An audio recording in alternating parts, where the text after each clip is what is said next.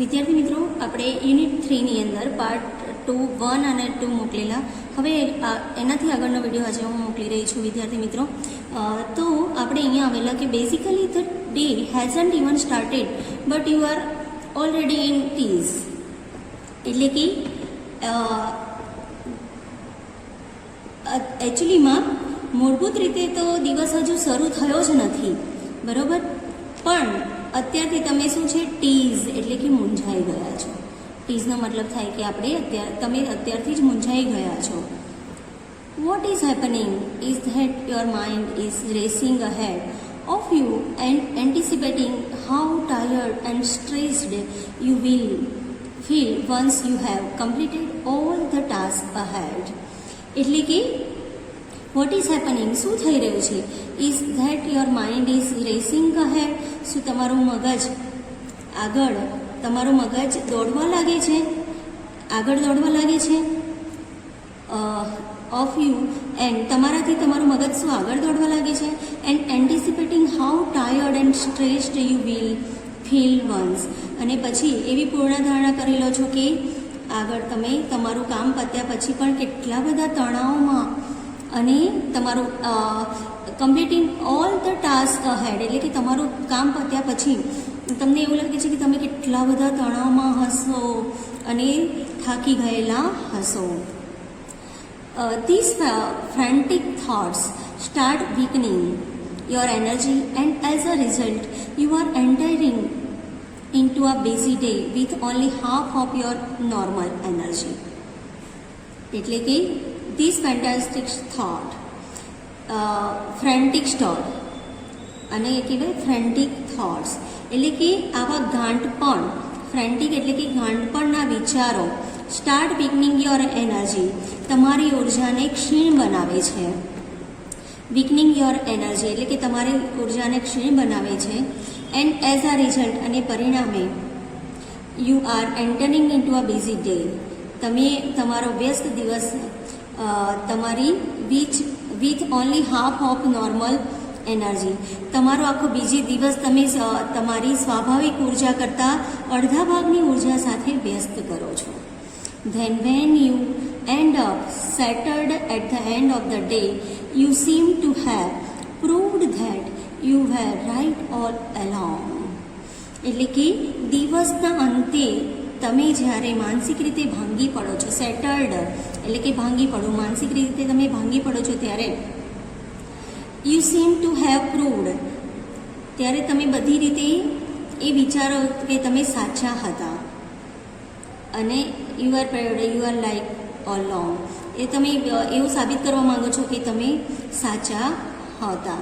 You had a dreadful day and you feel physically drained અને એના લીધે તમારો અતિશય ડ્રેડફુલ દિવસ એટલે તમારો દિવસ અતિશય ખરાબ પસાર થાય છે અને શારીરિક શક્તિ જે ફિઝિકલ ડ્રેન્ડ છે, શારીરિક શક્તિ શું થાય છે, ડ્રેન્ડ એટલે કે હણાઈ ચૂકી હોય છે એવો તમને અનુભવ થાય છે. બરાબર છે.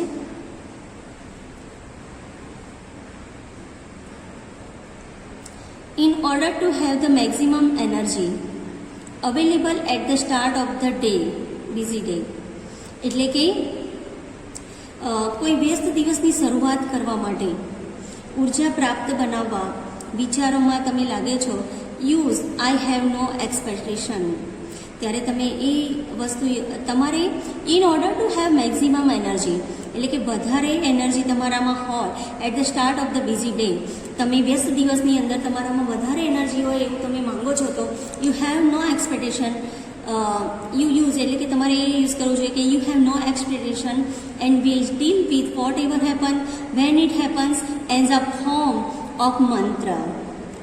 એટલે કે મારી કોઈ જ અપેક્ષા નથી, આઈ હેવ નો એક્સપેક્ટેશન, મારી કોઈ અપેક્ષાઓ નથી. And I will deal with whatever happen અને જે પડશે એવા દેવાશે એની અને વેન ઇટ હેપન અને જેવું થશે જ્યારે બી થશે ત્યારે પણ પહોંચી વળાશે as a form of mantra. આ મંત્ર લાગુ પાડવો પડશે. You will notice how your body start relaxing at the thought of no expectation અને પછી તમે નોટિસ કરશો કે તમારી બોડી તમે નોટિસ કરી શકો કે તમારું શરીર કેટલું હળવું બની જાય છે. This relaxation tells you that you have just stopped yourself from wasting valuable energy. એટલે કે આ જે હળવાશ છે ને, ધીસ રિલેક્સેશન એટલે કે આ જે હળવાશ જ છે ને, એ તમને જણાવશે કે તમારી જાતને કેટલી બધી કિંમતી ઉર્જાનો, વેસ્ટિંગ વેલ્યુએબલ ઉર્જા એટલે કે કેટલી બધી કિંમતી ઉર્જાનો બગાડ કરવામાંથી તમે બચાવી લીધી છે. You will feel calmer mentally and emotionally as a consequence. અને પરિણામે તમે માનસિક અને ભાવાત્મક શાંતિનો અનુભવ કરશો. સેલ્ફ હાઇપ્નોસિસ. હવે આ બીજું આપણું છે કે આત્મસંમોહન. સેલ્ફ એટલે આત્મા અને હાઇપ્નોસિસ એટલે સંમોહન કરવું, હિપ્નોટાઇઝની જેમ, બરાબર છે. You can use this self hypnosis state to relieve mental stress. એટલે કે માનસિક તણાવમાંથી રાહત મેળવવા તમે આ આત્મ સંમોહન તરકીબનો ઉપયોગ કરી શકો. Try the following exercise. નીચેની કવાયત કરો. It becomes easier with your eyes closed.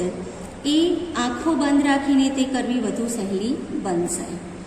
Settle back in a chair and close your eyes. એટલે કે ખુરશીમાં આરામથી બેસો અને તમારી આંખો બંધ કરી દો. Start continuing backwards from 1999 to 70. હવે 99 થી 70 સુધીના ઉલટા ગણતરી કરવા માંડો. બેકવર્ડ એટલે કે ઉલટી ગણતરી કરવા માંડો. Count slowly to fit in with your breathing. અને આ જે કાઉન્ટ છે એ કેવી રીતે કરવાનું છે? તમારા શ્વસન ક્રિયા સાથે તાલમેલ રાખી ધીમેથી ગણતરી કરવાની છે, બરાબર. તમારે તમારી શ્વસન ક્રિયા સાથે તાલમેલ રાખવાનું છે ગણતરી કરતાં કરતાં. નાઉ કાઉન્ટ ડાઉન ફ્રોમ 69 to 30. હવે 30 while imagining walking down the step of a beautiful staircase. એટલે કે સુંદર સીડાના પગથિયા ઉતરી રહ્યા છો એવી કલ્પના કરતા 69 to 30 સુધી ગણતરી કરો. Feel your self walking down in time with your breathing. એટલે કે શ્વાસ લેતા લેતા તમે સમયસર નીચે ઉતરી જાઓ છો એવો અનુભવ કરો. See the beautiful grand staircase stretching ahead of you. અને પછી તમારી સમક્ષ એ ભવ્ય સીડી લંબાતી જ જતી હોય તેવું નિહાળો, તેવું કલ્પના કરો. Imagine the step are carpeted so that your progress is as effortless as possible. અને કલ્પના કરો કે એ પગથિયા ગાલીચો પાથરેલા છે જેથી તમારી પ્રગતિ શક્ય એટલી અનાયાસ બને.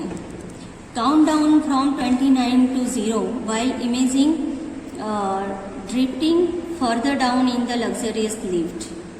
હવે તમે એક ગાલીચા બિછાવેલા રૂમની અંદર એઝ કાઉન્ટ ડાઉન 29 to 0. હવે 29 થી 0 સુધીની તમારે ગણતરી કરવાની છે. while imagining drifting further એટલે કે આગળનું તમે જ્યારે કલ્પના કરો ત્યારે ડાઉન ઇન લક્ઝરિયસ લિફ્ટ, તમે એક લક્ઝરિયસ લિફ્ટની અંદરથી એટલે કે એક લિફ્ટ જે તમે લક્ઝરિયસ ગાલીચા બિછાવેલી લિફ્ટમાં વિશાળ લિફ્ટમાં તમે વધુ નીચે ઉતરી રહ્યા છો ત્યારે તમારે 29 to 0 સુધીનું કાઉન્ટ કરવાનું છે. 29 થી 0 સુધીનું કાઉન્ટ કરવાનું છે. As large as a room એટલે કે જેટલો રૂમ છે. Carpeted with view of landscapes outside એટલે કે આખું જોવા જઈએ તો તમે ગાલીચાઓ બિછાવેલા રૂમની અંદર કે જેમાંથી બહાર કુદરતી દ્રશ્ય દેખાતો હોય એવા જેવડી વિશાળ લિફ્ટમાંથી વધુ નીચે ઉતરી રહ્યા છો એવી કલ્પના કરતાં 29 થી 0 સુધીની ગણતરી કરવાની છે. Watch the decreasing numbers along with your breathing. અને તમારા શ્વાસની સાથે તાલ મેળવતા અંતરમાં એક ધારો શું કરવાનો છે? ઘટાડો થઈ રહ્યો છે એવું તમારે અનુભવ કરવાનો છે. As you arrive at 0. હવે જ્યારે તમે 0 પર પહોંચો છો ત્યારે the lift doors open and you enter a room. ત્યારે લિફ્ટના બારણા ખુલી જાય છે અને તમે એક રૂમમાં પ્રવેશ કરો છો. That are furnished just as you would like it. અને એવું ફર્નિચર ધરાવતો રૂમ છે જેવો તમે ખુદ તમને ગમે છે. It was all your favourite things in it and it is totally private. તમને જે પણ પસંદગીની ચીજ વસ્તુઓ છે એ બધી એમાં છે અને એ તમારો સંપૂર્ણ ખાનગી રૂમ છે. Find a comfortable chair in your room and settle back in it. હવે કમ્ફર્ટેબલ ચેર ખુરશી શોધી લો, તો આરામદાયક ખુરશી લો અને તેમાં તમે તમારા રૂમની અંદર બેસી જાઓ. Remain there in your imagination until you feel rested and refreshed, then open your eyes again. એટલે કે તમે આરામ યાદ રાખો કે તમે આરામ અને તાજગી ભરો. એ રિફ્રેશ્ડ અને રેસ્ટેડ એટલે આરામ અને તાજગી ભરો અહેસાસ ન કરો ત્યાં સુધી તમારી કલ્પનામાં જ રહો અને then your eyes open again, અને પછી તમારી આંખો ફરીથી ખોલો. હવે ત્રીજા નંબરનું છે વિદ્યાર્થી મિત્રો ધ સ્ક્રીન એક્સરસાઇઝ. ત્રીજા નંબરમાં આવે છે the screen exercise. The screen એક્સરસાઇઝની અંદર when emotion have taken you over. જ્યારે તમારા પર લાગણીઓ હાવી થઈ જાય છે, it becomes nearly impossible to think clearly. તો ત્યારે એ સ્પષ્ટપણે વિચારવું લગભગ અશક્ય થઈ જાય છે, કંઈ પણ વિચારો, બરોબર છે. Then it becomes very easy to make unwise decision or to agree to something which is not to your advantage. અને પછી શું થાય છે, એ પછી મૂર્ખામી ભર્યા નિર્ણયો, અનવાઇઝ ડિસિઝન લેવા માટે તમે શું થઈ જાઓ છો, મૂર્ખામી ભર્યા નિર્ણયો લેવાનું કે તમારા હિતમાં નથી જે એવી બાબતોનો સ્વીકાર લેવાનો ખૂબ જ સરળ થઈ જાય છે. The screen exercise so you how to step back and emotionally detach your self from your current situation. અને પછી આ સ્ક્રીન કવાયત તમને કેવી રીતે પરત આવવું અને વર્તમાન પરિસ્થિતિમાંથી તમારી જાતને ભાવાત્મક રીતે કેવી રીતે બહાર નીકળવી, આગળ કેવી રીતે કરવી એ દર્શાવે છે. So that you can see more clearly what is going on. અને તે જેથી શું ચાલી રહ્યું છે તેનો તમને સ્પષ્ટપણે ખ્યાલ આવે છે. Taking an outsider point of view and imagine another person in your situation will put a new perspective on your stress problem so you can evaluate more calmly what need to be done. એટલે કે taking બહારની ત્રીજી વ્યક્તિના મતને ધ્યાનમાં લો. Taking an outsider point of view એટલે બહારની ત્રીજી વ્યક્તિના મતને તમે ધ્યાનમાં લો. And imagine another person in your situation. અને બીજા વ્યક્તિને તમારી જગ્યાએ મૂકો અને એમાં કલ્પના કરો કે will put a new perspective, કે જે તમારા તણાવની સમસ્યા જે છે perspective on your stress problem, તમારા તણાવની જે સમસ્યા છે તેનું યથાર્થ દર્શન, પરસ્પેક્ટિવ એટલે કે યથાર્થ દર્શન થશે. So you can evaluate more calmly what need to be done. જે શું કરવા જરૂરિયાત છે અને જેથી તમે શું કરવાની જરૂરિયાત છે એ શાંતિથી મૂલ્યાંકન કરી શકશો. વિથ યોર આઈઝ ક્લોઝડ એટલે કે તમારી જ્યારે આંખો બંધ કરો, think about the situation that is currently causing you stress. અને પછી આંખો બંધ કરીને તમારી જે પરિસ્થિતિની તણાવ થઈ રહ્યો છે તેના વિશે તમારે શું કરવાનું છે, કોઝિંગ એટલે જે પરિસ્થિતિનો તણાવ થઈ રહ્યો છે એના વિશે વિચારવાનું છે. Imagine projecting the situation on to a stress screen in your mind as if it were a film you were watching. એટલે કે તમારે જાણે કે તમે ફિલ્મ જોતા હોય એ રીતે તમારા માનસ પટલ પર, તમારા માઇન્ડ પર શું કરવાનું છે, આ પરિસ્થિતિને કાલ્પનિક રીતે અંકિત કરવાની છે, એને બેસાડવાની છે આ પરિસ્થિતિને તમારા મનમાં. Include only what has really happen, not what you are afraid might happen.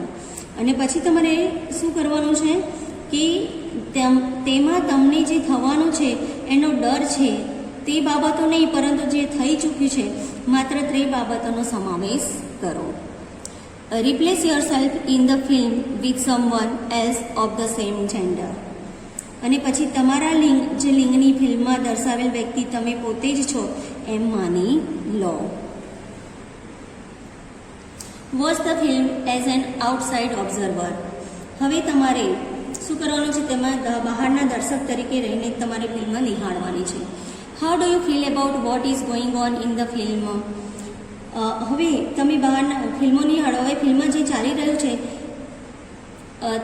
તેનો તમને કેવો અહેસાસ થાય છે? તમારી જાતને ફિલ્મમાંથી what advice would you give the person who is replacing you on the screen? એટલે કે તમે તમારી જાતને ફિલ્મમાંથી જે વ્યક્તિને સ્થાને મૂકી છે તેને તમે શી સલાહ આપશો?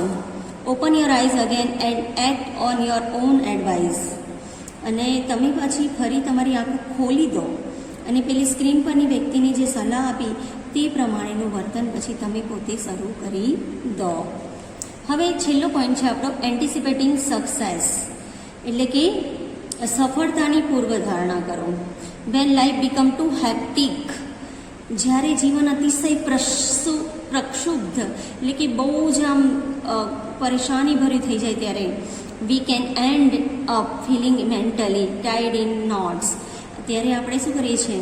આપણે માનસિક મૂંઝવણમાં મુકાઈ જઈએ છીએ અને એવા માનસિક મૂંઝવણોમાં આપણે ઓપન યોર આઈસ અગેન, ફરી એકવાર તમારી આંખો ખોલો. Make sure you don't get all tangled up in the consideration about how the situation will resolve itself. હવે ખાતરી કરી લો કે તમે કરેલી ધારણાઓમાં આ પરિસ્થિતિઓનો હલ કેવી રીતે નીકળશે એ બાબતને તમે ગૂંચવાઈ રહ્યા તો નથી ને? It will look after itself as long as you keep your aim firmly in mind. અને તમે અગર દૃઢ નિશ્ચયી હશો તો પરિસ્થિતિ આપમેળે તેનો હલ શોધી લેશે. If you stay focused on a positive outcomes, જો તમે હકારાત્મક પરિણામ અંગે કૃત નિશ્ચયી હશો, you can think more clearly, તો તમે વધુ સ્પષ્ટપણે વિચારી શકશો. And you will make better decision, અને વધુ સારા નિર્ણયો લઈ શકશો. Which will eventually lead to the desired results, જે તમને અંતે અપેક્ષિત પરિણામો તરફ દોરી જશે. If there could be a number of different positive outcomes, જો ઘણા જુદા જુદા હકારાત્મક પરિણામોની શક્યતા લાગતી હોય તો then simply concentrate on visualizing one version today and another version tomorrow. તો તમે આજે તેમાંના માત્ર એક પર જ ધ્યાન કેન્દ્રિત કરો. Okay, visualising on one version, તો તમે એમાંના એક પર જ ધ્યાન કેન્દ્રિત કરો અને બીજા વિશે આજે એક પર ધ્યાન કેન્દ્રિત કરો અને બીજા દિવસે બીજું વિચારવાનું વર્ઝન, બીજું જે છે વિચારો એ બીજા દિવસે રાખો. This is not an exercise in correctly predicting. એટલે કે આ કોઈ એવી કવાયત નથી, એક્સરસાઇઝ એટલે કે કવાયત નથી કે જેનાથી ભવિષ્યની સાચી આગાહી કરેક્ટલી પ્રેડિક્ટેડ ધ ફ્યુચર, એટલે કે ભવિષ્યની સાચી આગાહી થઈ શકે. But rather a way of clearing negative thoughts from your mind and focusing on a positive state.